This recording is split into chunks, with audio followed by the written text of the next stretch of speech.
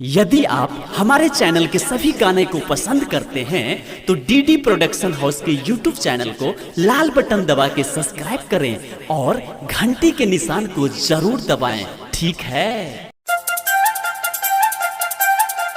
PAN देबोगे लाला pen देबोगे, PAN देबोगे लाला pen देबोगे, PAN देबोगे लाला pen देबोगे, PAN देबोगे लाला pen देबोगे।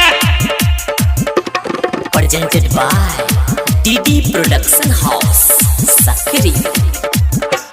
पढ़ैला छौरी तोरा PAN देबोगे, पढ़ैला छौरी तोरा पेन देबोगे, हाँ पेन देबोगे। जरा बही लगे छौरी लाला पेन देबोगे, जरा बही लगे छौरी लाला पेन देबोगे। डालेला तोरा छौरी तेल देबोगे, डालेला ओइमे तोरा तेल देबोगे, हाँ तेल देबोगे। पढ़ै लगे छौरी लाला पेन देबोगे, पढ़ै लगे छौरी लाला पेन देबोगे।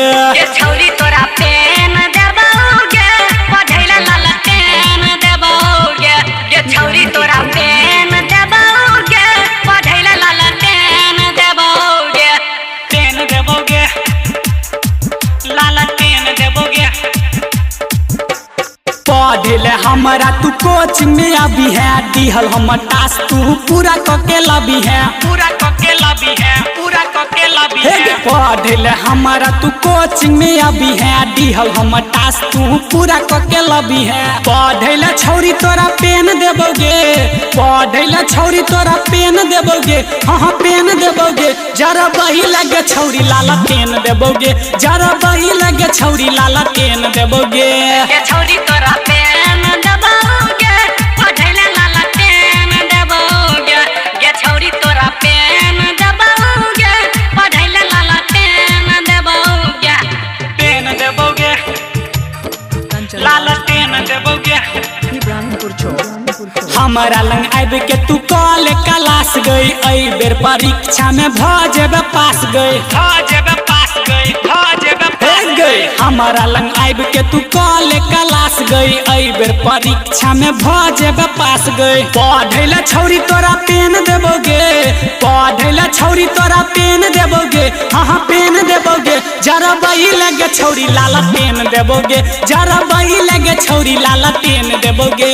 ये छौरी तोरा पेन देबोगे, पढ़ैला लाला पेन देबोगे।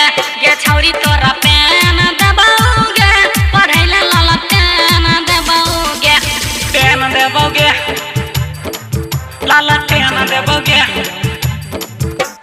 भज तो तेज छौरी तोहर नॉलेज गई, जाय नहीं पड़तो कोनो कॉलेज गई, कोनो कॉलेज गई, कोनो कॉलेज गई। भज तो तेज छौरी तोहर नॉलेज गई, जाय नहीं पड़तो कोनो कॉलेज गई। घनश्याम सिंह कहो पेन देबोगे, धर्मवीर धुरंधर कहो पेन देबोगे, हाँ पेन देबोगे। पढ़ै लगे छौरी लाला पेन देबोगे, पढ़ै लगे छौरी लाला पेन देबोगे।